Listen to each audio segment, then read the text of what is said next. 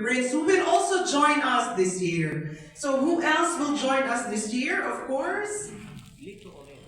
Yes, our official ambassadress, the first Filipino female marathoner to qualify for the Olympics, representing our country, the Philippines.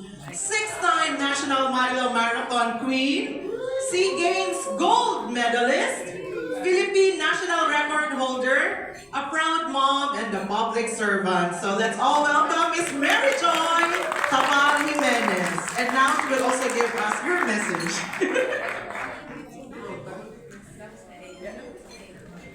Good morning and thank you everyone. Salamat kayo sa inyong pag-anhi and for sharing this moment with us. So, I am truly honored and grateful once again to be representing Philippines for this year's AVA Air Marathon in Taiwan. So, I'm very grateful to Travel Care, Ma'am Shine, Sir Charles, and to Eva Air, Sir Rick, for the support and the trust that you give to me and to the rest of the Filipino runners. So, this year's run is very special for me. I've shared to Ma'am Shine and Travel Care that this has been my long dream to bring some of my grassroots athletes to an international competition. So as the officer in charge and head of Mandawi City's Sports Office, we launched the Grassroots Sports Development Program in Mandawi City last 2024.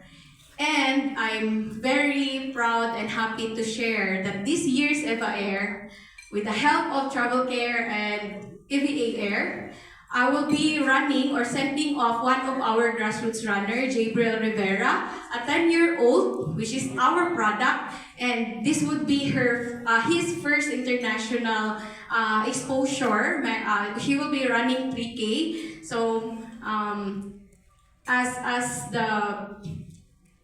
we launch the program, it's part of my dream talaga na to bring someone like Gabriel to experience an international arena, to experience, to have this opportunity, and somehow pagbalik ni Gabriel, sana ma-share niya yung experience na to other younger runners.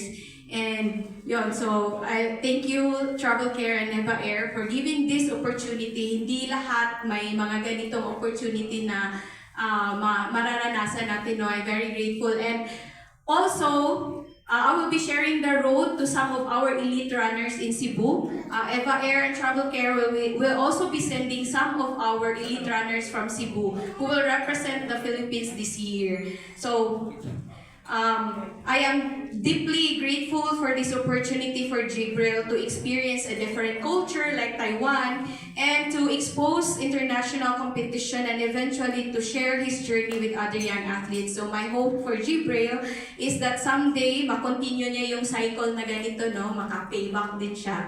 So I'd also like to share my personal experience from last year's running the EVA Air Marathon. So after running my first full marathon, after 2 years of not having the usual marathon mileage, actually it's a different experience for me. That's the first marathon na sobrang na-enjoy ko yung route. Not because I've shared last night na iba yung marathon competition ko before. Like, I could not get to enjoy the route kasi nga, you're aiming to really finish first or to be in the top or the podium.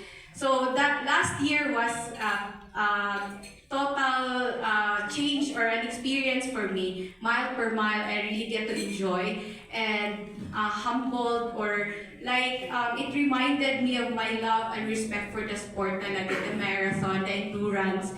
And I ran with the intention that my daughter Athena would see how much her mom loves running. So yun, mas na-enjoy ko siya from start to finish, mile by mile. So I have been very competitive in my previous marathons and this time it was totally different, no? It was also the first family racecation, the first time that Athena and Dan, my husband and my daughter, get to finish their first international marathon also. So this is EVA Air Marathon in October is perfect for a family vacation. You get to run and also get to have a vacation as a family. So this year, I will be running half marathon. So as I focus on what best fits in my current season as a full-time working mom. So I'm also very happy to see many elite Cebu runners being supported by Travel Care and Eva Air to grace this event. So once again, thank you for this opportunity, Sir Rick, Ma'am Shine, Sir Charles and Travel Care, Eva Air, and for making dreams, both big and small, possible. And thank you everyone, and let's get to enjoy the day.